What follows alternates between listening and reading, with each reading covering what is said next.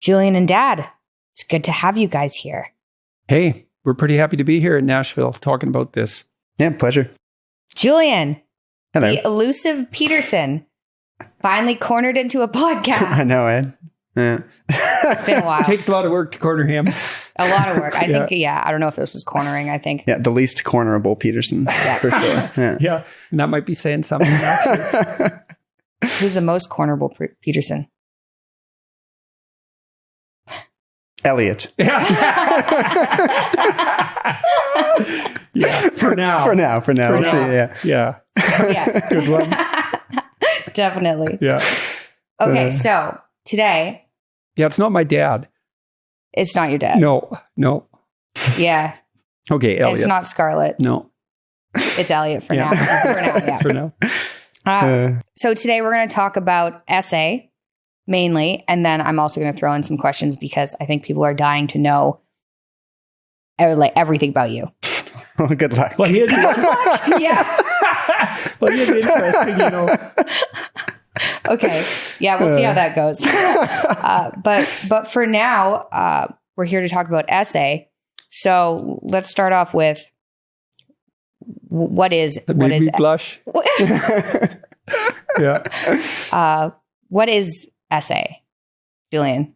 Essay is a writing platform that I've been working on for the last couple of years that basically turns Dad's writing philosophy that he used to teach to his students and continues to talk about into a web app that's usable for the average writer and makes it easier to follow the philosophy and learn to write. So where did this come from? You said Dad's philosophy. Where did essay come from? Yeah, so there was this document that Dad produced for his university students a long time ago. I don't know exactly when it was. 15 years. Yeah, 15 years ago. And he would give this to first year and second year students to help them structure their essays, because most first and second year university students don't really know how to write very well. And they've never been taught by someone who knew how to write. So maybe they were taught grammar in an artificial manner. But I looked at how I was grading essays and then formalized it. And I realized I was grading word choice, phrase organization within sentences, sentence organization within paragraphs, paragraph organization within chapters, and then the impact of the whole. I thought, well, that's also how I edit. And so I wanted to write a practical writing guide, not one that focused specifically on grammar. And so when Julian and I started talking about this, first we were going to just publish the essay guide, which we did. We made that available freely online. But then we were thinking through the problem of how to teach people to write. And the hard thing about that is that usually people write and then submit it for grading. And that's extremely expensive and cost and time intensive. So basically we were attempting to turn this document into something that people could use and they could improve their writing in a more structured manner, but that it would be more natural than reading a document and trying to do it in that way and taking bits out of the document and trying to integrate that philosophy into their writing. And so we did a number of iterations trying to turn it into, instead of kind of a step-by-step guide, a more kind of contained application that would integrate the philosophy and the tools that were written in the document into something that you could just use and it felt natural. And as you were writing, you could kind of integrate these practical tools and it would just come together and improve. yeah, instead of writing in a word processor and referring to this document, we just integrated the two so that you can write and focus at different levels of analysis with each tool. And so there's a tool that is optimized for producing a first draft where you just read what you need to read and take your notes, watching what you think and maybe thinking out loud and trying to capture that loosely as rapidly as possible. And then there are other tools that follow on from that. Yeah. So basically we split it out into the produce tool, the outline tool, the rewrite tool, and reorder. And basically the structure that someone's supposed to follow when they're using this app is they outline their essays. They decide what they're going to write about. And it doesn't have to be an essay. It could be a document. It could be an email to somebody. And so you basically come up with your main idea and then you break it down into subtopics. And then you go to the produce tool. And that's where you're supposed to kind of fill in your ideas in a rough way, which is what Dad was talking about. You just kind of write. You're not supposed to edit. You're not supposed to do anything. You're just supposed to get your ideas on paper, try to use the research that you've done and produce whatever you're able to produce. Yeah, a loose first draft. Yeah. People often try to write a good word and a good phrase and a good sentence in a good paragraph right during the first draft so that when they're done drafting it once, they're finished. And the problem with that is it's actually way more work because you can't do all of that at once. And trying to just makes it almost impossible for you to think. What you want to do is, well, first, you want to ask yourself a question that you really want to have the answer to. So you have to be motivated, and that's an important first choice.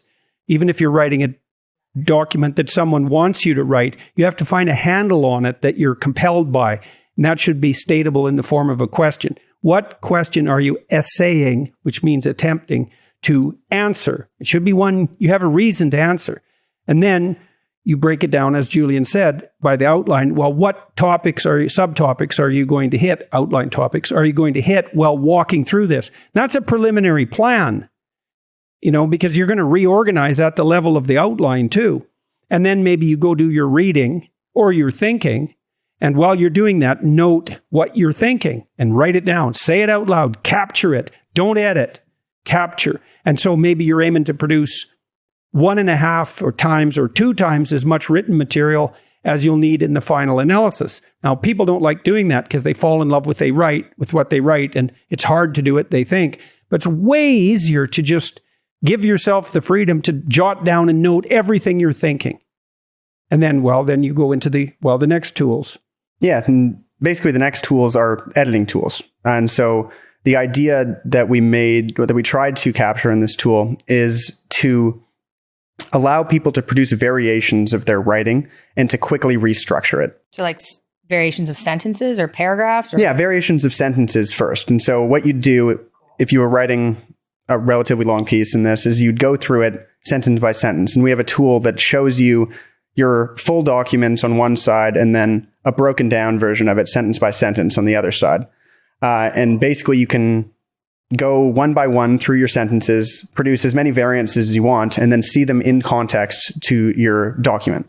Okay, so that's a Darwinian approach to creative thinking. So because in the Darwinian evolutionary process, creatures generate variants, that's mutation and sexual recombination, and then the environment selects from among those variants for the most fit, the particulars that are most fit at that time. So this tool, it'll show you your sentence. Correct me if I get this technically wrong. It'll show your sentence. You click on it, it'll duplicate the sentence. And then you can write a variant of that sentence. You can do that indefinitely. And then what you want to do, write shorter sentences, longer sentences. Shorter is usually better. People can improve their essays radically, usually by cutting the sentence length by 15%. That's a good first pass attempt.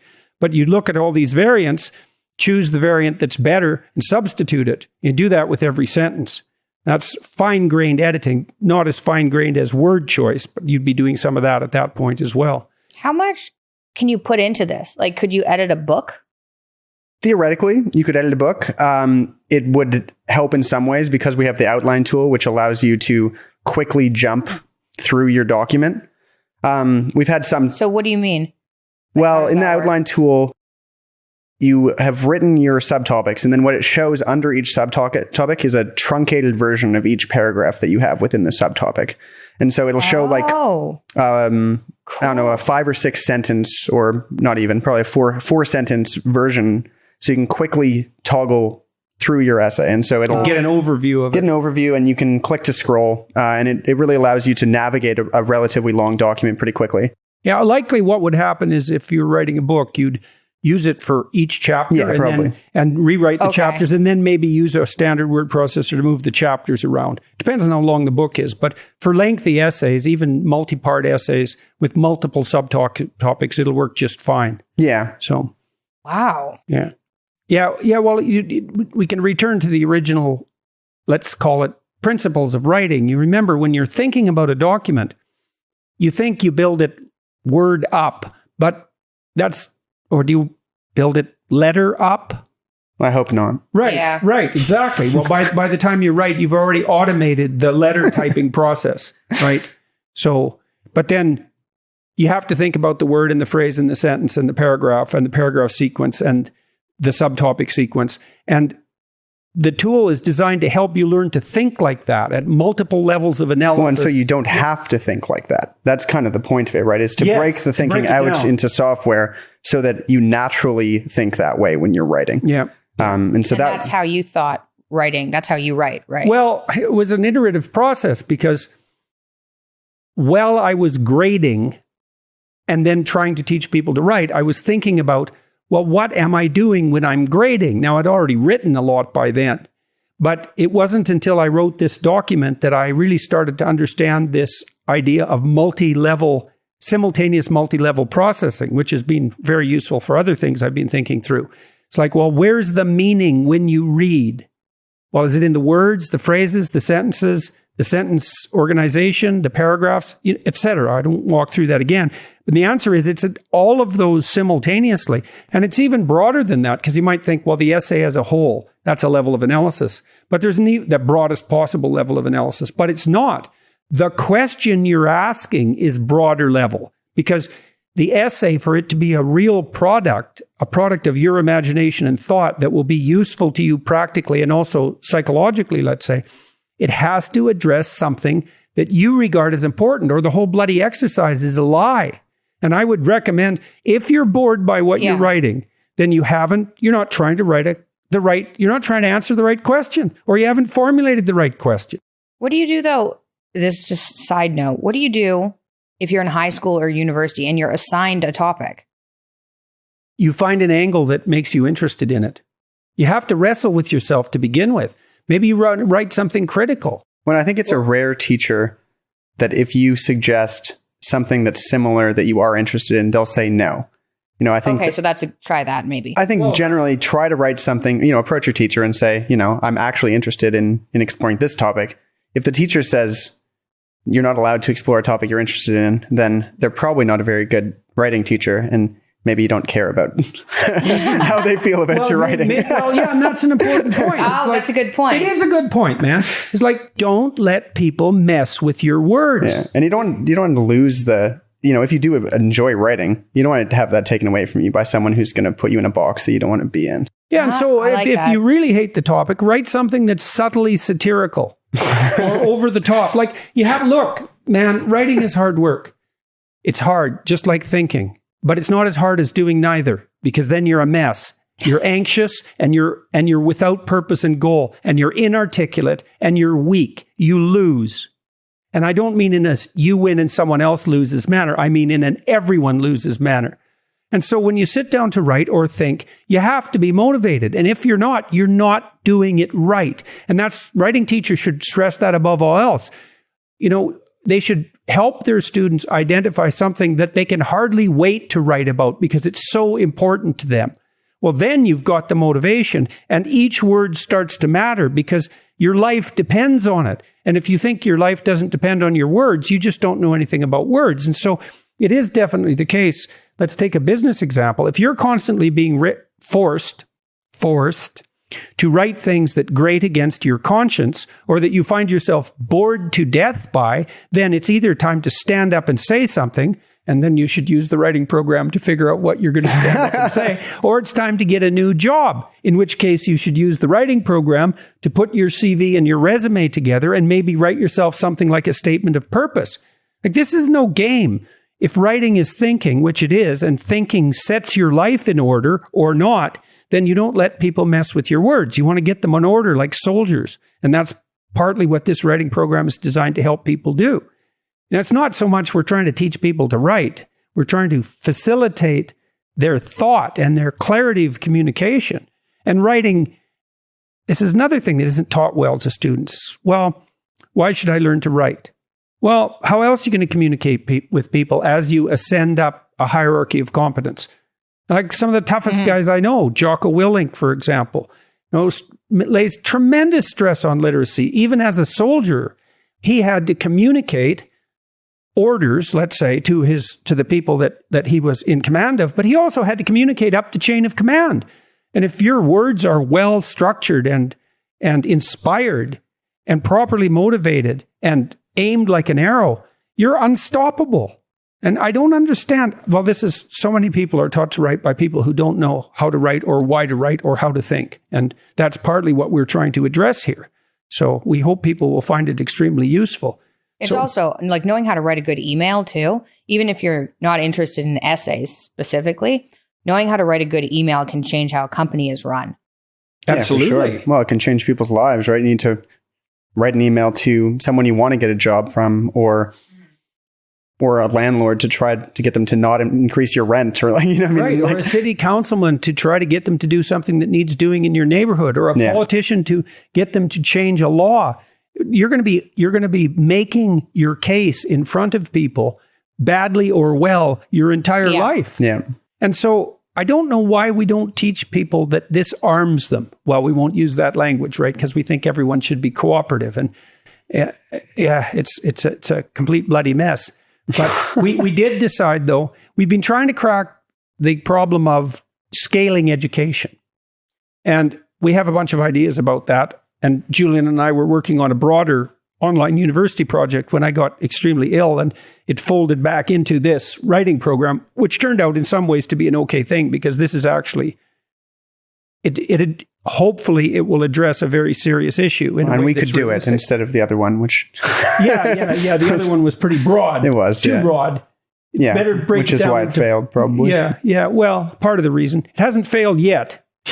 It's just been sequenced differently. Yeah, fair enough. So Peterson Academy is coming.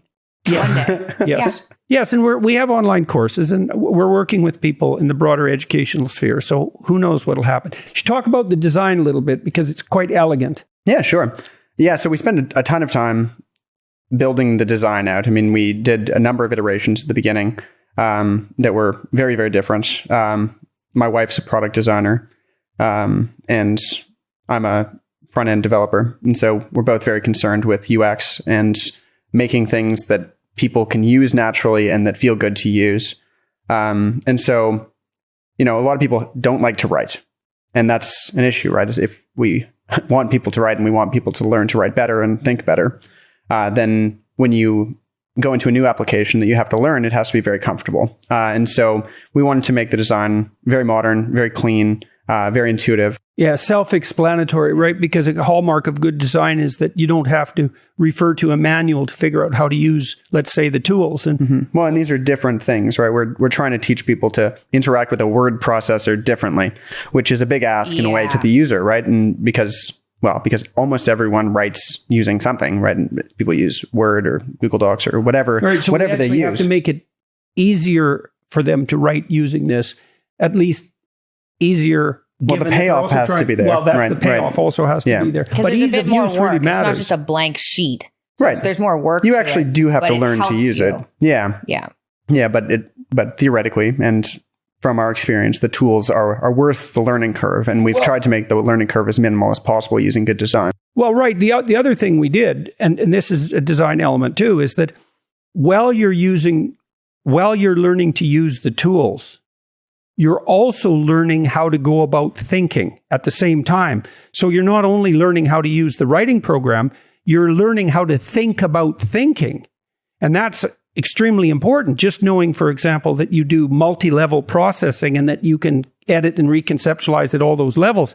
That's extremely useful formally to know about how you think and why you think. Yeah, what's a nice thing about the tools in general is that they're not specific tools to the app, right? Like you can use them in context of the app, but if you're writing an email in Gmail or whatever, then you can still go through it and improve the sentences and improve the structure of the paragraphs, and you can use the tools that you've built and practiced using the application. Now internalized. Yeah, exactly. And you can use them wherever, and you can use them, when you're thinking or talking as well, in a sort of faster way. But they're generally useful things to understand and right. So my impression going through, I kind of had to learn to use this app in the last few months, because although I was involved in the design to begin with, when I got sick, I I forgot a lot of what the app did and why it was produced the way it was. And so I've had to relearn it, learn how to use it over the last couple of months. And it was very straightforward to learn. But what I was even happier about was the fact that learning to use it does not waste effort. You know, if you learn a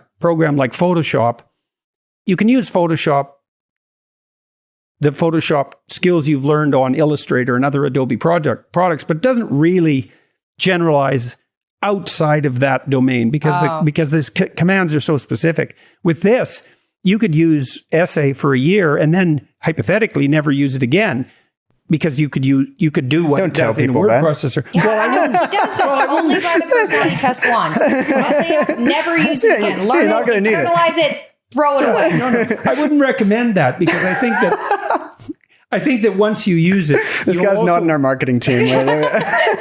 Yeah. You'll also find it a good place to keep track of your essays and all of that, to build an essay bank. And we're going to build. That's cool. That's a good idea. Yeah. So we've thought about the problem of what do you do with what you've written?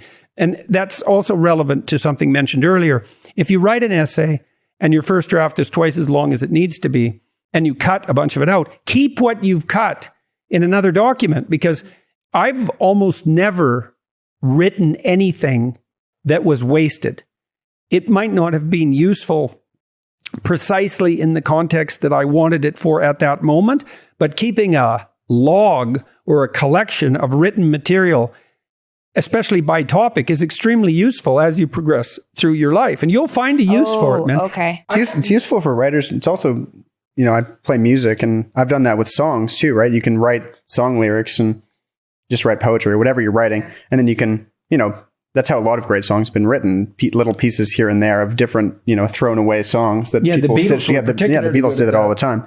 But yeah, so it's not just for writing, but for artistic things as well. Often, no genuine work is wasted. It just doesn't fit necessarily with exactly what you're doing at the moment. But first of all, the skills you learn while you're genuinely working generalize, and also the products, if you keep them. I had some poems I wrote, horrible poems about children, 15 years ago. We don't need context for that. That's okay. Yeah, they're funny. So they're funny. Yeah, it was when I was doing my clinical work and I needed to blow off some steam about all the awful things I was seeing. So thank you very much. In any case, I wrote those 15 years ago. It wasn't till this year that we started working on having them illustrated, and a whole sequence of creative projects emerged from that. So you have to realize that when you're writing, you are literally changing your brain. So be careful about what you write about as That's well. for sure. Yeah, for sure. Yeah. Like truth all the way. Well, it depends. Do you want to program in garbage? Because you're actually producing automated circuits in your brain when you write. And so if you write something you don't agree with, you can do that as an exercise to stretch out your intellectual imagination, right? And to develop your argument, let's say, and the contrary argument as part of thinking. But if you write a bunch of lies for someone that you don't trust to do something you don't like, that will change you in that direction. If you do that 100 times, you'll be way different than the person you were. And you may be bored, miserable, angry, unhappy, resentful, amotivated, tendentious, inarticulate. But otherwise fine. Yeah. So mess with your words, man. Yeah. So how does that work for running out trauma then? Isn't it? Because it's supposed to be therapeutic, but how is it not strengthening memories associated with trauma? That's an excellent question. And there's actually a whole research literature on that, which we drew on when we formulated the self-authoring program, especially the past authoring program. Well, James Pennebaker tested that. So imagine two theories. One is just write down everything that you can remember about the trauma and cry and be miserable and depressed while you do that. And that's cathartic. Okay. But then imagine that you write down everything you remember around the trauma, and then you go through a process like you would go through with our writing tool, where you organize it and you reduce it and you make it clear and comprehensible and you weave it into a narrative and you strip the emotion out of it while you're doing that because you start to understand what happened. And it isn't catharsis. Yeah. James Pennebaker tested this. So he had people write about their traumatic experiences. It usually made them feel worse for a 2-week period afterwards. But Yeah. 6 months later, they had visited the physicians far less frequently. So it's out of tyranny, into the desert, and then into the promised land, right? So there's a cost that you pay when you first confront things that you'd rather avoid. And that's obviously because why would people avoid them if there was no cost? And you might say, well, that's dangerous. And ruminating involuntarily on traumatic experiences doesn't help get rid of them. You have to confront them voluntarily. And then it isn't expression of emotion that cures you. It's organization of the memories into a narrative that specifies the causal pathway. Why did this happen? When it happened? Why did it happen to me? And then is associated with rectification of that vulnerability. And so Pennebaker tested, did people use more words indicative of expressed emotion? Or did they use more words that were indicative of cognition and comprehension? And which of those predicted the best outcome? So like what? Understand, comprehend, came to know. Okay. Angry, sad, hurt, upset on the other side. The more their written product revealed the cognitive processing, the better the effect of the traumatic narration. And you see this when you talk to people who have had a traumatic experience, if you talk to them carefully and listen carefully as they work through it. So they want to know exactly what happened in detail so that maybe they can set up their lives so that won't happen again. So, you were traumatized as a child, but you're a lot easier to take advantage of if you're a child. Now you have all those memories about being hurt. Okay. As the person comes to understand their trauma, the time it takes to recount it shrinks dramatically. Yeah. And that means they've pulled out the gist, right? The central issues from the experience. And they can use that as a practical guide to the future. That is exactly what you're doing, by the way, when you're writing an essay. You think, well, it's not a trauma. It's like, well, if you pick a question that's interesting to you, it's interesting because the fact that you don't know it is a problem. And so one of the great ways to figure out what to write about is, well, what bugs you? Notice that. That's that involuntary rumination. That's the manifestation of underlying complexes from a psychoanalytic perspective. So something's on your mind, poking you, bugging you. It's like Jiminy Cricket in Pinocchio. That is really annoying. Yeah. That's why I did it, man. I knew that would bug you. So it was supposed to, So anyways, you find something that bugs you. That's your problem. You might say, well, why should I have a problem? It's like, hey, it picked you. It's your problem. It's your destiny. It's something that would compel you to solve. It's your adventure. Your adventure can be found in what bothers you and won't go away. Well, that's your topic, man. That's your life. Delve into that and use this program because it'll help you figure that out. It'll help you figure that out. Write about things that matter. You say, well, my life has no meaning. Nothing I write is meaningful. Well, you're not writing about something that matters to you. And that first step that we talked about, when you specify the question, the program says this quite clearly. Specify the question you're trying to answer. You have to want the answer. You want to be motivated to write. It's like, this is a hot question for me, man. I'm going to go read some things about it because I need to know. Well, that's what you want to write about. That's where you find your passion, to use an overworked cliche.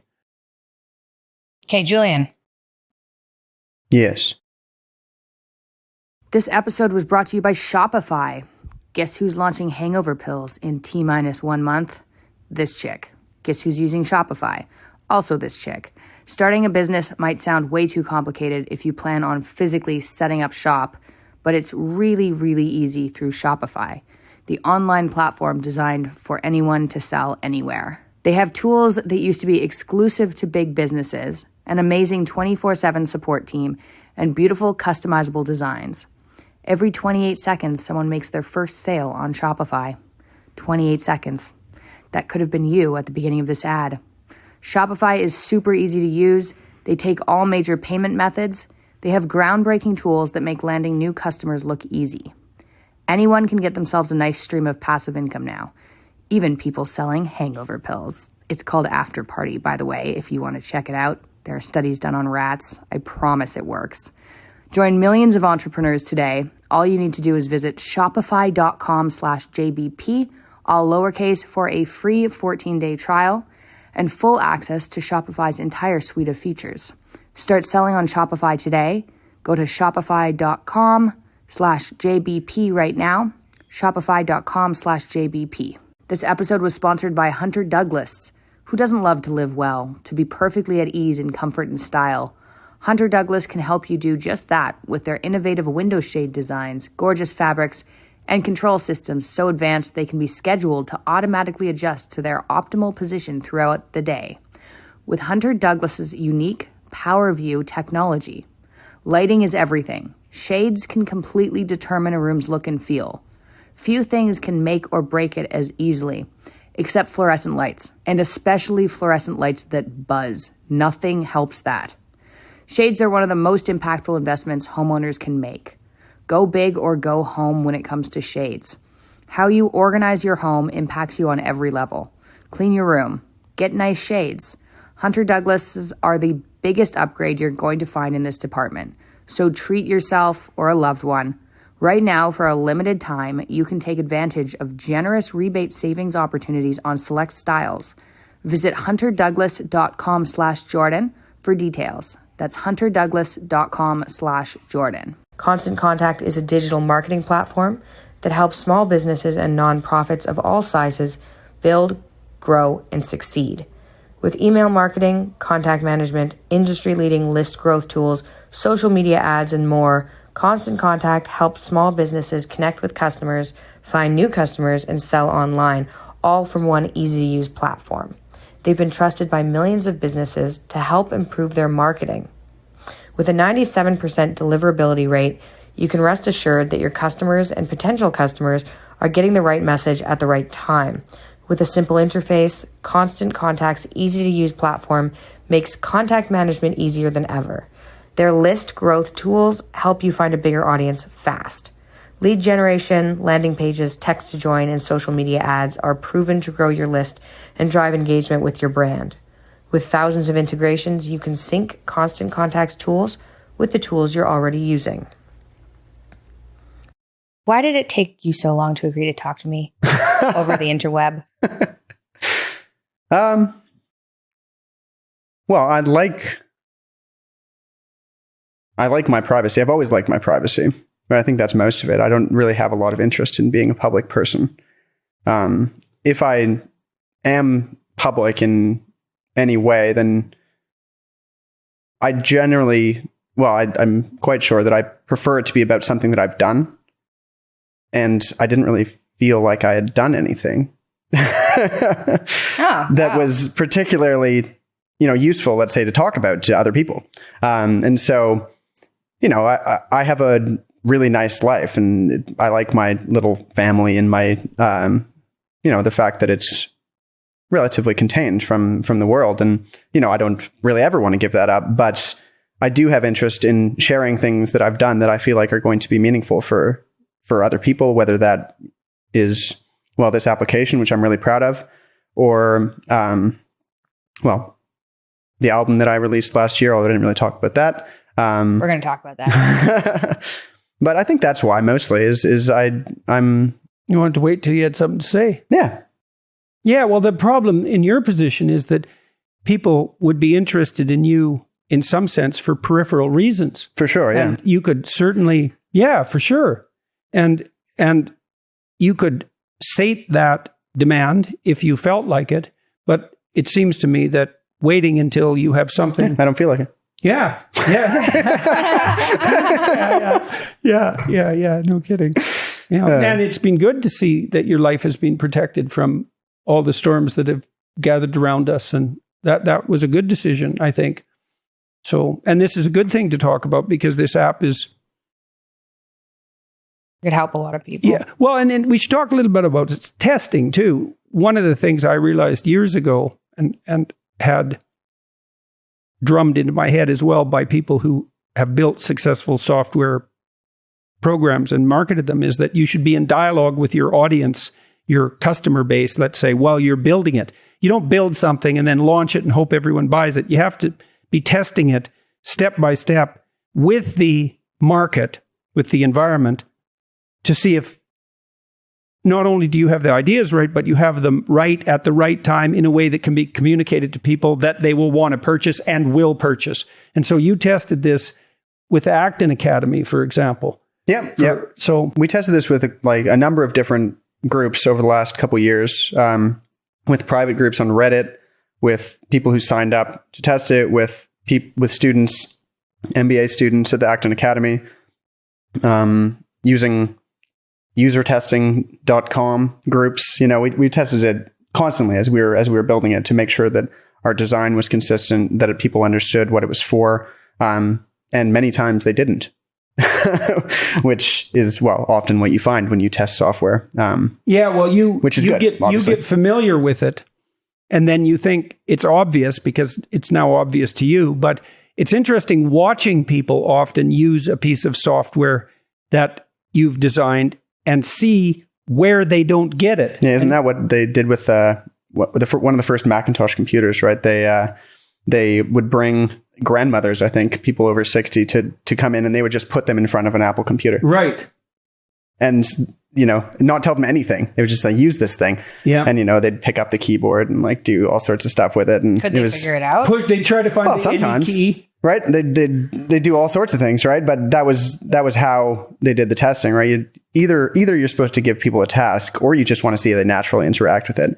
And we did both of those things, and made a lot of improvements based on it. You have to be aware of the assumption that people should be smart enough to know how to use this. It's like, no, if they can't use it, it's because it's a stupid design. It's not because if people were just a little smarter, they could figure this out. It's like, good luck. That's how you fail. Yeah. That's how you sell your product to 3 software engineers. Exactly. And they want to use it just because they want to show how smart they are. No, that's a very bad design philosophy. It's if someone can't use it, it's your fault. It's the right attitude in business. That's why it's not so much. Yeah, it's like websites when every single website has a formula and looks the same, and one other website is, oh, no, that logo or that button should go in this other corner. Yeah. Well, and that's the modern internet, right? Like is that everything looks the same because, then people can use it. Right. You build in redundancy. Yeah. And you violate conventions at your peril. We could have insisted that everybody use a Dvorak keyboard for this writing program. And that's a way more efficient keyboard because the alphabet letters are spaced for optimal speed when you type. But you don't see people using Dvorak keyboard. Well, one of our developers did. What is this type of... I was nodding along like I knew what you were talking about, but I don't. There's a keyboard that's more effective? Way more effective, yeah. Well, yeah, because at least theoretically... No, we're not telling you about it because you have to keep using QWERTY. I'm Googling it right after this. The QWERTY keyboard was developed, at least in part, to slow you down when you type. Because for typewriters, right? With the old mechanical typewriters, before electric typewriters, the keys would jam if people got too fast. So they slowed them down. So now we use a keyboard that artificially makes typing difficult. So what's the other one look like? The most common letters are together. Or where they should be. Yeah, like on a QWERTY keyboard, the most common letters are spaced out as much as they can be. Because I can type really fast. I'm very proud of my typing. I can type really fast. Yeah. But do you think it would be worth a Well, it doesn't look like it because people there'd be a struggle at the beginning. Yeah, that's right. You'd have to re-automatize your typing. Yes, it would be faster eventually. Yes, would it save me time if you add up all the time I spent learning and then I'm doing it? Yeah, I think it would. But can you buy computers like that, like MacBooks? You can buy keyboards like that. You can't buy that. You'd have to have a separate keyboard. What's this called? Dvorak is one. Dvorak. Yeah, it just rings off the tongue, Dvorak. Yeah, like the composers. The point you made earlier, I hadn't actually thought about this. I've got an issue storing way too many Google Docs and Sheets, and Google has like terrible storage, Google Drive. Yeah. So the fact that you can actually store focused pieces of writing, that's pretty interesting. Instead of putting all your spreadsheets and everything in one area, you could put everything that you focus on in one area and then look back on it. Yeah, well, Google Drive is obviously great, but it's because everything is there. And that, that comes with the cost. With the cost, for sure. Yeah, you lose things all the time there. Yeah. Yeah. And that's not something that we've solved completely with this program, but it is a good place to store the things that you've endeavored to write. So Cool. We have 3 patents pending Yes. on it? Yes. So that's fun. It's So it's still stealable. Is what we're saying. It's still stealable, yes. Well, on that, virtually everything is stealable. And the way you succeed in the marketplace is getting there fairly early and then making a product that's better than everyone else's and then keeping it better. If you want to rely on legal protection, even patents, it'll just wear you to a frazzle. It's not look, you have to keep people from stealing your intellectual property, and patent protection and legal protection can help. But in the final analysis, the way that you remain competitive in the marketplace is to stay not only ahead of your competitors, but ahead of your previous product. And so otherwise you get into this defensive mode where you're fending everyone else off, trying to protect your thing. It's like the thing you developed in all likelihood is alive, and you should stay on the cutting edge of its development. But it's still nice to have the patents. Yeah, for sure. So they're hard to enforce. You have to take them out in all sorts of different countries. You get tangled up with lawyers, but it's no one wants that. No one wants that. Yeah. No lawyers can use our program. No, I don't mean that. Lawyers are very useful in their proper place. Which is definitely not everywhere. Yeah. So you mentioned this album. You put out an album last year. Yes. So what is this? It's called Sight. It's a very short album. Technically, it's actually a single, which I was disappointed about when I read the definition of single. What? Apparently, a single is, I think you can have 4 songs in a single. Because the definitions came from when you'd put out records. And a single was just, anyway, it was a certain length of record, basically. What? Yeah. And so I have 3 songs, and I think you have to have 5 songs or a certain length. I can't remember the number of minutes to make it an EP. So it's not, but it's a single, and it's a 3-song single. And they were songs that I've written over the last, that I had written between 4 years ago up to a couple years ago. And I'd been meaning to record them.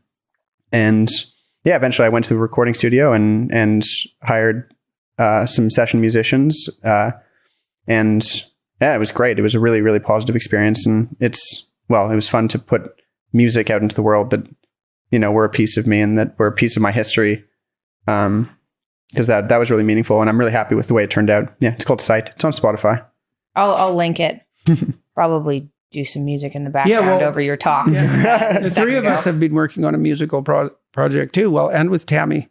So that's been fun as well. So more on that later. Yeah. Yeah. Okay. I'm going to ask some fun questions too. Are you ready? It's going to involve Julian talking a bunch. Hopefully. Okay. Shifts uncomfortably in his seat.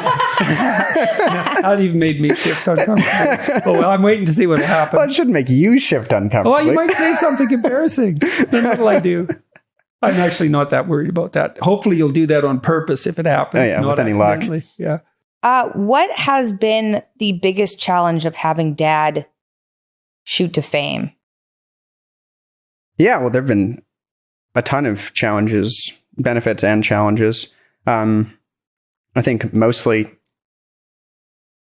there's a couple things. It gets you involved in a battle that isn't your own, which is interesting, right? Because of the way that you became popular, which was about, political topics and philosophical topics that were contentious generally. And so then people start to assume that, you hold the same opinions as your father, which to a certain extent I do, obviously, right?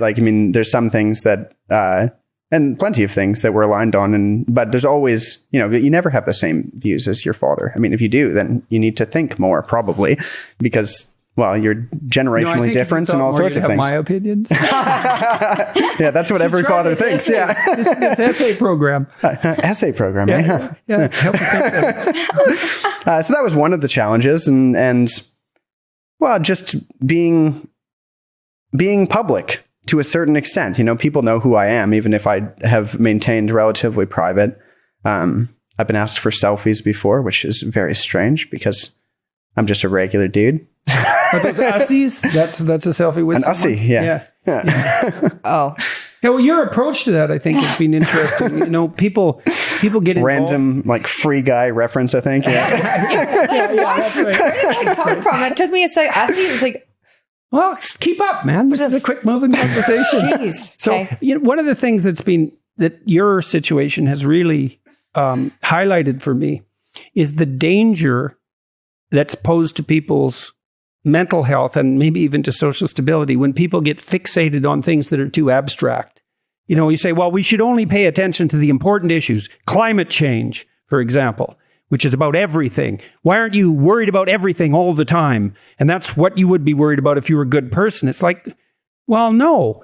You need to parcel off a part of your life that's private, that consists of the specific things that you're involved in, your specific wife, your specific children, the specific projects like this essay. Wives always like to be referred to that way. Yeah, this is my specific wife. Yeah.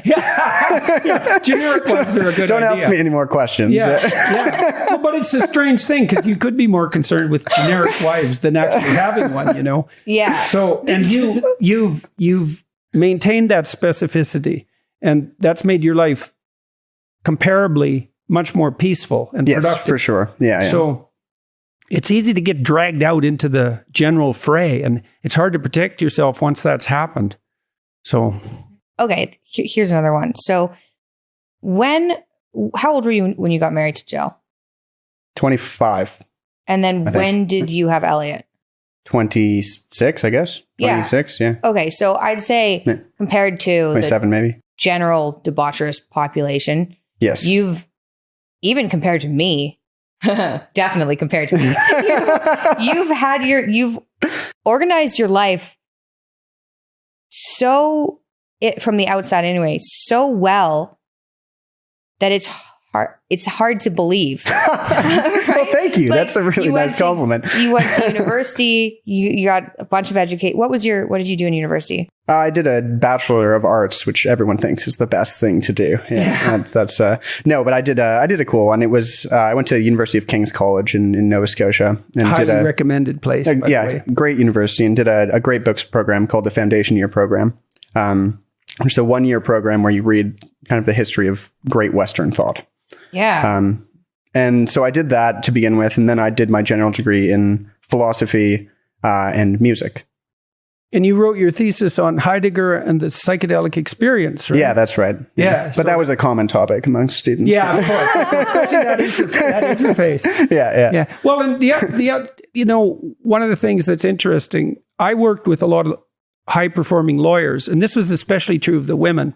They were hyper-conscientious, and they were overachievers, which is a horrible word, in junior high and in high school. I think that's 2 words. No, it's one word. It can be hyphenated. Anyways, they were the top of their high school class. Then they were the top of their undergraduate class. Then they went to law school and they were the top of their class. And then they got picked up by a big law firm and they shot up through the ranks and became senior partners. It's one word. No, wait, no. See, you need to think more like me. Yeah.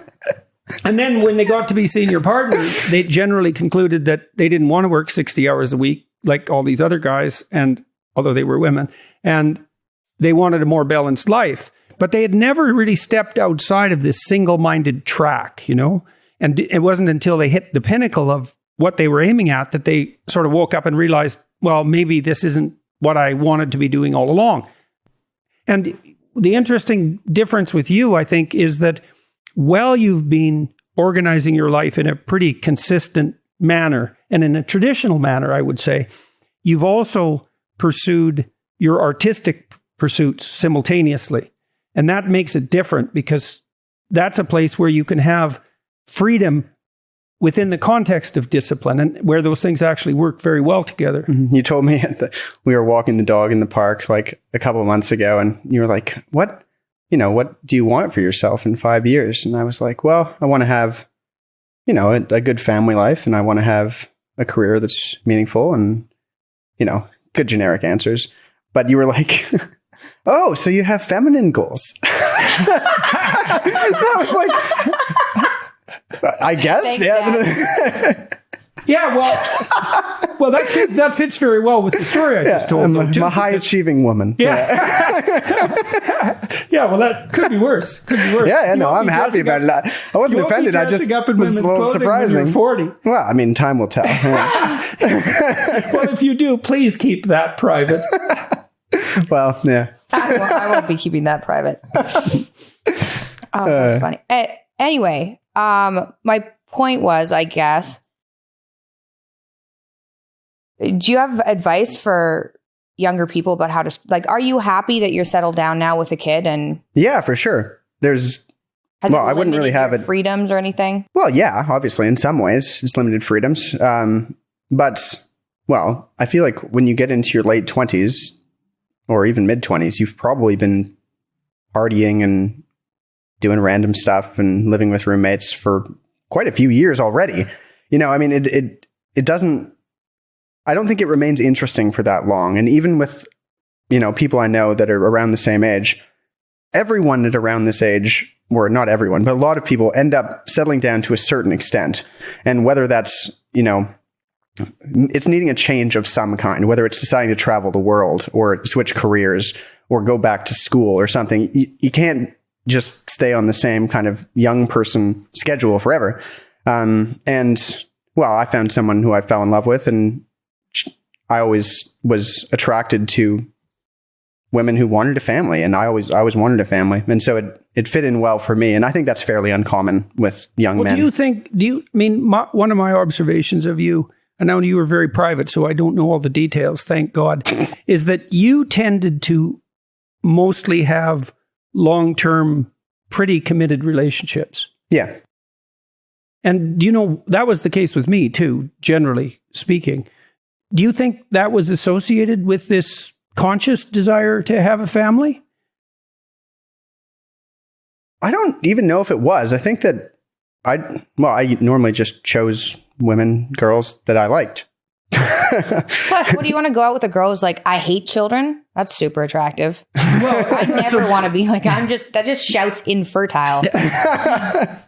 Yeah, well, it's not so bad if you don't want children and if you only regard them as an impediment. But if you're shouting it, that's definitely a problem. Yeah, that's a problem. Yeah. If you're shouting that on the street, probably you should be best avoided. But I don't know. It's just kind of how it worked out for me. And I was really lucky. You know, I met someone who I was extremely compatible with very young, and our relationship has only improved with time. How did you know that was going to work out?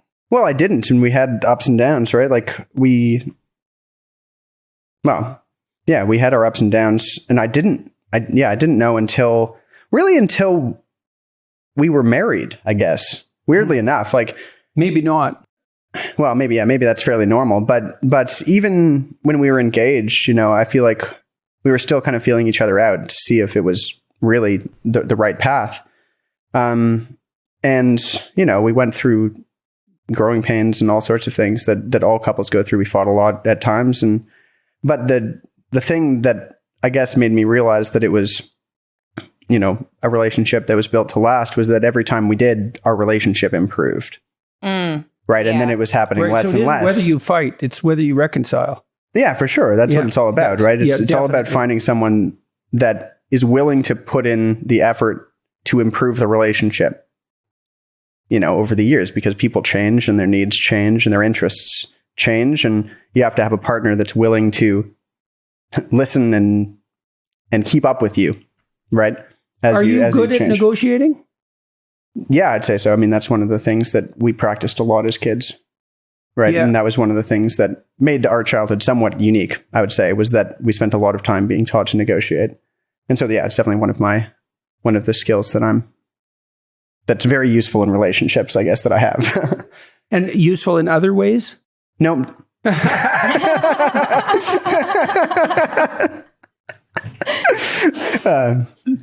have a question. A curse leaps to mind.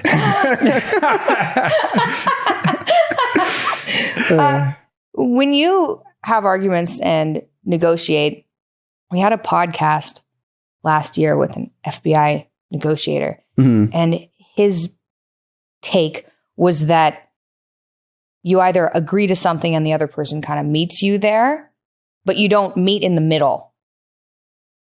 What's your take on that?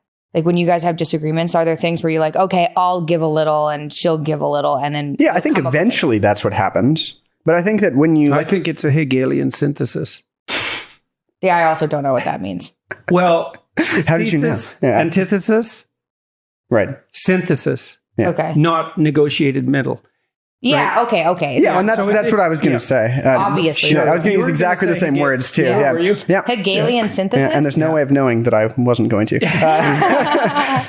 But yeah, basically, I feel like one person has to basically give in a little bit at the beginning. Well, and then the other person will meet you somewhere along the way eventually once the negativity or the emotion goes out of the situation, right? I think it's very uncommon that people reconcile at exactly the same time, right? It's almost always one person decides that it's, either understands what they've done to contribute or is willing to put that aside in order for, to have a real communication with the other person. And then once the emotion calms down and people can see more clearly, then you meet somewhere down the road, I guess. Down the road. Yeah. Well, I think that initial willingness to give in isn't that. It's, I'm willing to change as a consequence of this conflict. Now, that means I haven't specified the direction of change, but you would do that hoping that you could both attain something better as a consequence of the negotiation. Yeah. And you can, almost inevitably. And that's what you can aim for. It's like, let's make this better. Not average, not, miserable in the middle, but better for both of us. That's the point of a successful negotiation. It also means that the negotiated agreement will be stable. Because if you have to give in, let's say, and compromise, well, then you're not really pursuing what you want to pursue. And so you're going to work at a counter position to that subtly and maybe not so subtly. But if you see, this solution that we both generate is way better than either of the things we were doing before, that'll just sustain itself. One person has to trust that the other person is going to do the same thing, right? I think that's where it is, because people fight, like an actual fight in a relationship, when the trust disappears about something, right? Yeah. You assume that the other person isn't going to be able to move past it in some way, or isn't going to be able to apologize in a meaningful way, or whatever it is. Or they were motivated in a way that wasn't. Right. It was untrustworthy in some way. Yeah, that's right. That's right. It is. And then, it's one person at least has to decide that there's a spark of trust that will come back, right? Yeah, that's in kind of that a turn area. the other cheek thing. Yeah, exactly. And you don't have to think that the other person's right or anything. You just have to think that they are willing to actually come to a compromise of some kind. Yeah. A solution. And certainly. I mean, one of the things that your mom and I have going for us is that fundamentally we trust each other. Like, I really trust her to do her best to do the right thing, and that can be rocky on the road there, but I know she's working, man. She's working, and hopefully she feels the same about me. And so, we decided when we got together, I had already decided that I was going to try to not live by lies, let's say, at that point, and I'd made a concerted effort to do that for a number of years. And when we first got together, that was part of our agreements, like no lies. And I don't think your mother's ever lied to me. So she really stuck to it, man. Once she said that was what she was going to do, That's impressive. Yeah, it really is. It's when she commits to something, she's committed. And that was so useful, especially when things got really rocky in our lives, when you were sick and when I was sick and when she was sick, because we could trust each other. You weren't sick. I was just off to the side. What the hell's wrong with you? It's like, I'm not sick. Look at me over here. It's like, we don't have time to look at you. That sounds about right. Yeah. No, I told you that when you were, I don't know how old you were, 10, something like that. When Mikhaila got so sick, I remember talking to you and saying, look, kiddo, we're up to our neck here and you're going to have to be sensible. And you were. It was cool. I almost got a tear. Wow, it wouldn't be a tear. Me and my feminine temperament. My feminine goals, your feminine temperament. Yeah. I know. Yeah. Yep. Wow. I'm glad I'm sitting out of out of the pokes for this podcast. I'll sit here quietly. I guess we could. I think you were too hard on yourself about relationships there, kiddo, earlier. Comparing yourself with Julian. That seems like a backhanded compliment. It's an insult to you. Torn too. I feel like I just meant in comparison to me. I'm not hard on myself. I don't think I did something necessarily. I think I did my best. Yeah, there were some extenuating circumstances over here. Yeah. So I'm like, it just didn't turn out. Yeah. Yeah. Well, you also had good relationships in the past. It's not like you've had terrible relationships. That's not how it's going. No. Yeah. No. It was hard. So it has been hard. yes. I think we should wrap up. So I've just got one more question. And I'm going to post all the like relevant links and things below. So anything you're interested in. Oh, I have below. another question too, though, before we close. Okay, you go first. Well, you did the most protracted writing you did was your thesis. So why did you pick the topic? And what did it do for you to write that? What did it teach you about writing? And Yeah, well, when I was in my 4th year of university, I was pursuing a music minor and writing my thesis. I was taking 6 courses, working 2 jobs, and writing my thesis. That was too much. Mm-hmm. But it was interesting, right? I mean, and one of the things that you always say to people, but you said to us as kids was, it's useful to see how far you can, see how much you can work, right? And see where your limits are to a certain extent. And that was one of the things that it did to me for me that year, was that I was really going at full capacity, doing all those things. It was great. Writing a thesis was definitely the most meaningful part of my university experience. And I chose the thing that I did partly because it was very interesting to me, to go back to what we were talking about earlier about finding a topic that compels you. I thought it was, I'd been reading a lot of Heidegger because that was part of the degree that I was doing was focused on kind of that era of philosophers. And I found his philosophy extremely interesting. And then I was also reading Terence McKenna at that time. You had given me a few books that were about the psychedelic experience, and like fathers do. Yeah, that's a normal thing that people. Yeah. And I kept seeing parallels, and maybe that was the psychedelics, but Probably.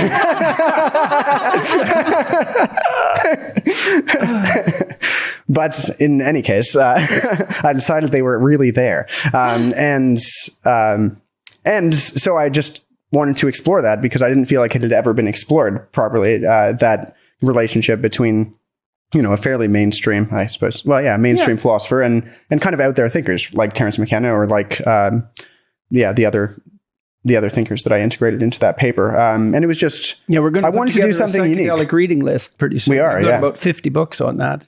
So Is that it's about paper ready to go. like? Could that paper be put up online so people could read it? It could. I'll put it in the essay app. Yeah, I think you should put it. Didn't we decide that you were going to put it in the essay app? Yeah, that probably needs to be edited. Oh God. Yeah. Well, use the essay. Use essay. Yeah. It's pretty good. Yeah, it turned out quite well. I was proud of it, and for sure, I could put it up so people could read it. Yeah. So What did the act of writing that? A thesis is a capstone, right? So you move from your undergraduate degree to mastery. Right. What did the thesis do for you psychologically? The fact that you went through it. I mean, Well, it was my greatest accomplishment at that time, right? I mean, it was just the ability to complete something that's major, just a major project in anything, but especially one that is unique and you put a lot of thought into, a lot of yourself into. Well, that's why they put it at the end of the degree, right? And so you can use everything that you've captured while you've been learning and put it into something that's creative and new and hopefully teaches yourself what you've learned and can teach other people as well. So if you do a PhD thesis, it's usually something approximating the length of a book. And then you go for your defense. Mine was like the length of a Dr. Seuss book. Yeah, a long Dr. Seuss book, though. So how long was it? I think it was 29, maybe 30 pages. Right, Yeah. right. And so a PhD thesis. Which is a normal undergrad philosophy thesis. History thesis are generally like 70, 80 pages. Right. So a PhD thesis would be, for a research scientist, would be 150 pages or something like that. And then you go for your defense, and there's a few people on the committee, maybe 5, your supervisor and an outside reader and a couple of people from the department. And they're really the only people that read it. Now, sometimes if your thesis is particularly good, it's a research thesis, you can break it up into papers and they're published and far more people will read it, but often not even that many then. And you might think, well, why write it if no one will read it? Because it's a lot of work, 3 years of work. But the answer is, well, you wrote it. Yeah, that's the whole point for sure. Yeah, and that trains you. And plus, like you said, it's a capstone. You know, one of the reasons it's really useful to finish something that you started is because then you see yourself as someone who can finish what they started. And you might think, well, what if I change my mind halfway through? And that's a good question, but the answer to that should be, don't switch courses halfway through unless what you've switched to is somewhat more difficult, because you want to check yourself against the tendency just to bail out and rationalize when things get difficult when you're moving forward. And you do have to reward yourself with completion for your effort, because it's really punishing to not finish something. Right? Yeah, for because sure. you don't attain the goal. You don't move to consummation of the experience. But it's not if what you move to is harder. Well, that's a good check against your own internal tendency to rationalize. It's like, okay, I'm going to aim at this. I'm going to work towards completion. But what if I find out along the way that I'm wrong? Well, yeah, what if you find out along the way that it's difficult and you're not very disciplined and you're pretty whiny and you turn away in the face of difficulties, right? Because that's the opposite of that. Well, one check against that is, don't switch courses unless you're sure that what you switch to is more challenging. And then you're acting as your own check against the potential that your weakness, your moral weakness fundamentally, will compromise your move forward. I would also say too that another aspect of moving towards completion that's useful is that you really learn at the end what it is that you've just done. And then you can use that information to retool your next goal, because you could say, well, when you finished your philosophy degree, what did you do? I worked at a bar. And okay, you worked at a bar, and then you went to a boot camp. Yeah. Okay, so how did that come about? Why did you work in a bar, and why was that useful or not? And then why did you move to the boot camp, and how did that work? Yeah. So when I first started my undergrad degree, I was actually going to do computer science at UofT. That was my plan. I was going to do this great books program. That I was going to. People often do this program as a 1-year program, and then they go off and do something else. Can you do that online? Do they have the syllabus anywhere? The syllabus is probably online. The reading list, it would be online. Yeah, you could. I'm not exactly sure, but we could probably find a link to it. Sounds like a Peterson Academy project. Yeah. And anyway, so I was planning to do that. I was going to go to UofT or somewhere else, do computer science, and because I was always a computer nerd. And turns out that I met a lot of good people, including my wife, and so I did the degree. And that turned out to be exactly the right thing to do. But at the end of it, with a Bachelor of Arts, I mean, how many people have bachelors of arts and don't exactly know what to do when they're done? Pretty much all of them. And so I spent a little bit of time working and figuring out what I was going to do. And there were software boot camps, which was an extremely straightforward way of getting into that industry. And so I went to Lighthouse Labs and learned to program in a more standard way, and came out of that and started building user interfaces for racing yachts. Nice. Because that always happens. And when was it that we started talking about the online education project in relationship to your programming? It was while you were working, designing the user interface for these navigation systems. Yeah, for sure. These were for like high-end carbon fiber racing yachts. Yes. So it's a rather niche market, you might say. It's about as niche as it gets. Yeah. They race and no one watches. Yeah.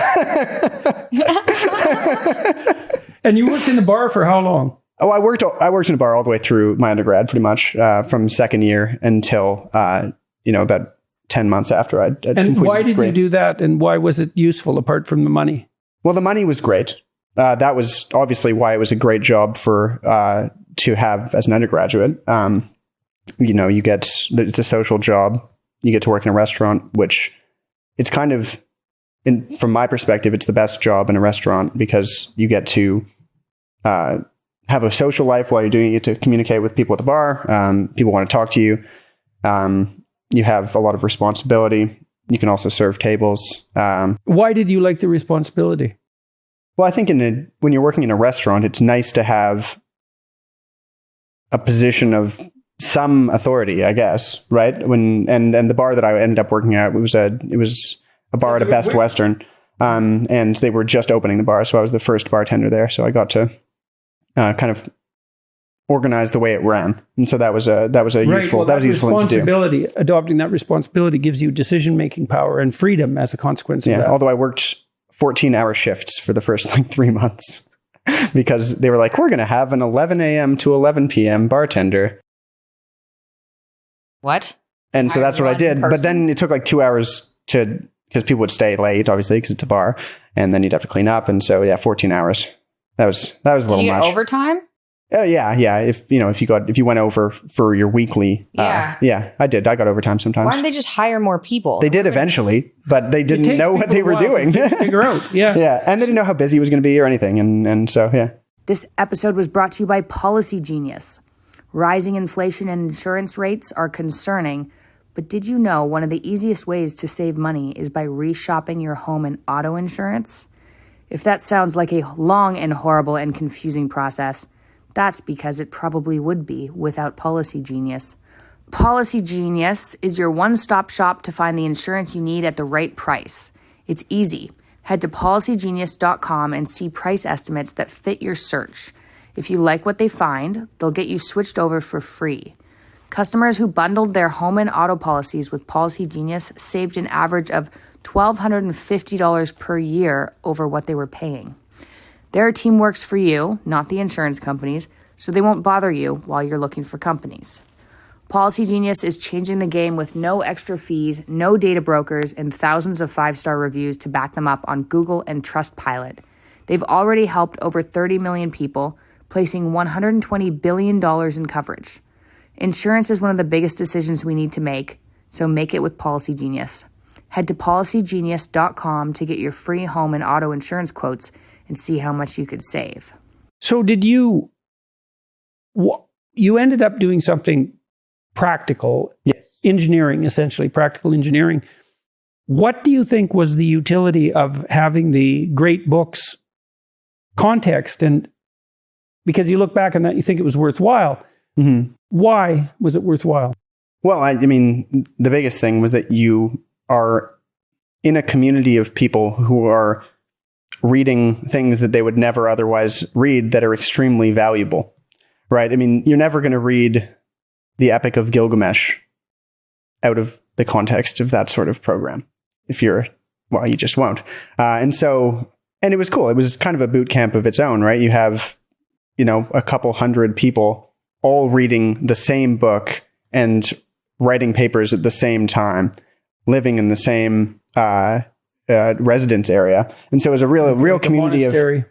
For sure. Well, that's British too, it is. right? It was designed after Oxford. Yeah. And King's that's College. designed on the monastery tradition. Yeah. So It is a monastery. It essentially is. Yeah. And so it was a fantastic community and gave you the opportunity to do something that you'd never otherwise get to do. And in terms of the value that it gave me, I mean, there was the value of completing a degree. That's valuable. Essentially, no matter it's personally valuable, no matter what degree you complete. And then it taught me to write because you wrote a research paper about these books every couple of weeks. It's pretty much the most intensive writing program that you can do at an undergrad school in Canada. It's also related to this issue of the structure of essay that we started this conversation with, because, while you're programming, you're typing and you're moving your fingers. This is how I program. Yeah, like this, sort of randomly. It's very concrete and you're actually building something. Right. But it's nested inside an entire value structure because there's a reason for what you're doing and there's a reason for the reason that you're doing that, and et cetera, all the way up to the highest level of analysis. And if you study philosophy, you study the great books tradition, the canon, then it allows you the opportunity to organize your goals and your values at the highest and broadest sense. And that means that you can orient the practicalities towards a high end. And for us, the practicalities of your profession are oriented towards facilitating people's use of words. And there isn't a higher purpose than that. And so you get organized.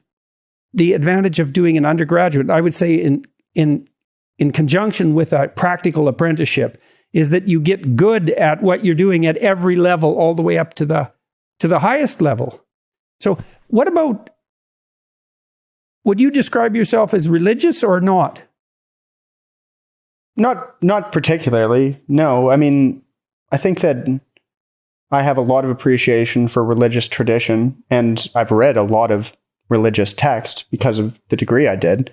Well, I don't know. It's a complicated question. I know, to answer it like you do. Yeah. But I usually say more than that. Well, sometimes. Well, you studied these great traditions and the great books. Yeah, I don't think that I've fully. Your life in order. I don't think that I've fully. I don't think I have a complete understanding of my own religiosity. I guess I don't think that I do. I think that that's a work in progress for me and for my family. You know, it's something we talk about fairly often. It's like how do you? I mean, we live in downtown Toronto, and you know, there's not an excellent religious tradition among young people in downtowns, right? That's just not something. So the community aspect isn't there. The traditions aren't like obvious, and so how do you integrate that the value that comes out of that, right? Like the community and the tradition. Right, so it's missing the monastery element. Yeah, it's missing that. And so trying to figure out how to incorporate that into your family as a young person takes a lot of effort. And it's something my wife and I do talk about fairly often, and we've talked to our friends about it. And I feel like a lot of people struggle with how to incorporate the positive elements of religion, of that tradition into their lives. And what do you make of the fact that these more religious ideas that I've been discussing, let's say primarily from a psychological perspective, what do you make of the fact that they've been of interest to young people? Well, I think it's exactly the sort of thing that I just described. And people have a yearning for tradition and for meaning. And, you know, I think that I obviously was privy to a lot of these thoughts growing up. And so I was already asking these questions and it was already interesting to me, but I think you just opened a lot of people's eyes about the sorts of value that they can get from old ideas, right? Old and meaningful ideas, but ideas that are very abstract. And so, you know, you were able to turn them into less abstract ideas. Like we did with the essay app. Yes, exactly. So I think it made a lot of sense. I wasn't particularly, I mean, I was surprised on the scale of it, but I wasn't surprised that people were interested in that. That's what people have always been interested in, people who can articulate religious ideas out of abstraction. Mm-hmm. Mm-hmm. And what do you think, what ideals and values do you think guide you? If you had to make it explicit, what do you aim at the highest level? You think, I mean, and you talked about trust in your relationship. What do you aim at in your day-to-day life? And well, I think I try to do the things that make me feel. Well, it's a complicated thing to answer, right? You follow the things that make you feel strong, I guess, but I don't really even feel like strong is the right word necessarily. But well, strong's not a bad things word. That make you feel positively about yourself in the long run, I guess. And I don't know. I've always struggled with setting long-term goals, I guess, right? I don't think that's ever been one of my strong suits. Like, you know, I was always interested in being all sorts of things. And I was like, well, I wanted to be a professional hockey player. But I was this close, you know?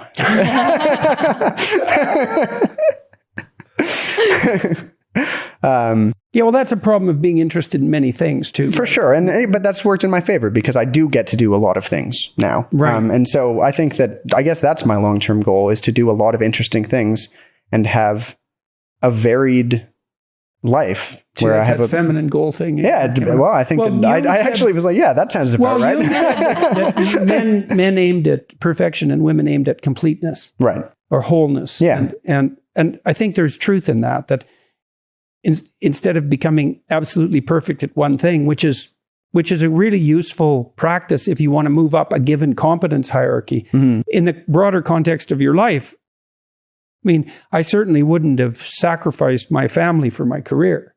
In fact, if push came to shove, I would have done the opposite, even though I really loved my career and Right. love my career now. And so it is necessary to arrange an optimal balance. And that optimal balance is the highest unity towards which people can strive, right? You have to wander around through those diverse areas to figure out how to integrate them. But Yeah. you aren't everything you could be unless you flesh out your life. One, I've also been fortunate in a lot of ways to be able to explore all these things that I like, to be able to go to an undergrad and do that and feel free to explore producing an album. That's your privilege. Well, I think it is. Absolutely. Yeah. Okay, so I have a question for you related to that. So you had privileges that other people don't have. How do you think you best atone for your privileges? Well, by taking advantage of them in a way that benefits other people as well as yourself, right? I mean, that's the only way you can do it. You have to use your opportunities in a positive way. I think that's, because people are going to have different But levels either of that or privilege. feel guilty about it. Yeah. It's not very helpful.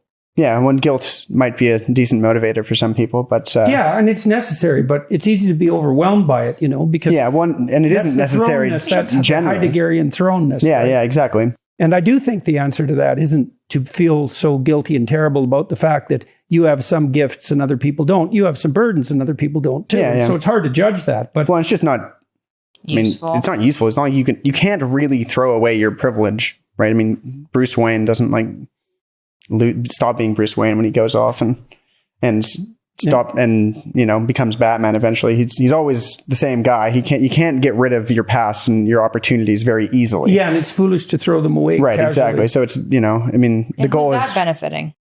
That's a good question. Yeah, agents of mayhem and chaos, fundamentally, and hopelessness. Yeah, no, you have to atone for your privilege. And that doesn't mean to be it's by guilty taking about it. advantage of your opportunities in a positive way. And that's and so that's what I try to do as much as I By can. making the most of them. Yeah. Mm-hmm. And I think that idea of doing that in a way that benefits you and everyone else simultaneously, that's sustainable in the highest possible sense. Okay. So I think we should wrap it up. Although I'm definitely going to convince you to talk to me again it's going to happen. But what's the piece of advice Dad gave you that's really stuck with you? You have one? Well, the one I always liked best was the "don't follow stupid rules" one. Yeah. That's a great piece of advice that comes in handy, all the time. Yeah, well, I remember, I think when we discussed that to begin with was in the context of your school's no snowball policy. Oh, yeah. So Julian and Mikhaila went to a school very nearby that was run by a benevolent fascist. And She was horrible. She was evil. she was quite the creature. Anyways, she was quite the creature. Anyways, they had a no snowball rule No, at it the was school. actually, it was worse than that. I know. It was no picking up snow. Right. You couldn't even pick it up. Yeah. Well, you might throw And so, a of course, snowball at none it. of the children did. Yeah, of course. So that made all of them instantly criminals by pursuing their own. Anyways, I told them they could pick up snow if they wanted to and even make a snowball. And if they wanted to hit the odd teacher who might deserve it in the head with a snowball, that'd probably be okay too. But that you had to pay. Yeah. Be The willing to PTA pay. loved this guy. You had to be willing to pay for your crime, right? Yeah. Yeah. Yeah. So there's that one. And then probably the advice that stuck with me most of all is one from Mom, though, because she told me when I was caught smoking weed in middle school. And she basically said that you can explore the world, but you have to do it carefully and in a cautious way and not go too far. And that one always really stuck with me because I always... Nobody told me that. You were there. You just weren't listening. Yeah. Well, the way that your mother and I formulated, because we talked about this, we'd lived through the just say no to drugs push from the Reagans, and it was no. Well, it just didn't work very well. Well, it just doesn't work. And I also knew from the psych literature that kids who never explored and experimented were actually as bad off as those who did too much. Right. And so then the question is, it's like this compromise ideal in some sense. Well, is there a golden mean? And part of what your mom and I worked out was, and I think we told you this explicitly too, if you were going to smoke pot, for example, we didn't want to be able to see that you were stoned. Right. So like if you couldn't handle it, you were doing too much. Yeah. And I think I can't see how you can come up with a doctrine that's better than that. It's like, well, if it's interfering with your life, your social function, that's diagnostic criteria for abuse. Yeah, as well, yeah, exactly. And that one always stuck with me. I don't know. And well, I feel like it's a philosophical, I guess, idea that works in pretty much every area of someone's life. And I think that's part of the reason why I do have the goals that I have, is because I do feel like, the best sort of life is one that is complete in, a variety of areas. And that's the same thing as not going too far, right? Well, in the self-authoring suite, in the future authoring program, we have people write about desired career or job. Like, you're lucky if you have a career, but at least you could have a job. That can be a career if you do it properly. That's why I like working in bars and restaurants, because those are way more complicated jobs than people think. So are you as educated as your intelligence might require, right? Do you have friends, at least one friend that you actually see now and then? Do you have an intimate relationship? Are you working towards it? Can you govern your alcohol and drug intake? What do you do to optimize your mental and physical health? And do you use your time outside of your obligations productively and meaningfully? And that's sort of 7 dimensions. And, maybe you can't function optimally on all 7, but 0 is the wrong number. And 4 might be enough. And one person might pick one set of 4 and another set of 4, but it's a good practical place to start. And I think you're much less likely to be miserable and resentful and unhappy and anxious and hopeless if you're firing on all 7. That's what they say, right? Yeah. Firing on all 7 cylinders. Yeah. What about with regards to your son? What principles do you use, disciplinary principles, and how do you negotiate that with Julian? Well, we talk about it a lot. That's the main thing, is making sure you're on the same page as your partner when it comes to discipline. Otherwise, you end up disciplining each other instead of the kid, and the kid gets nothing. And so that's been the main thing. But, the idea that you want to make sure at every level that your kid is being the kid who will turn into the adults that you want them to be, right? I mean, that's the idea. You want to watch for behaviors that aren't going to serve them well.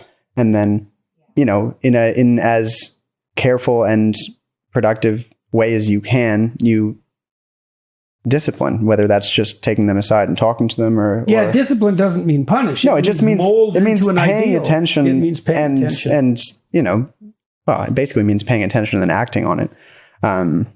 So that's what we try to do. And, he's 1.5, so he listens perfectly. Yeah. Yeah, he's doing all right. Yeah. He's doing all right. Okay, well, cheers, guys. That was fun. Cheers. You bet. Cheers. And here's to finally having this conversation. Yeah. And being able to have it. Yeah. Thank God. Thank God.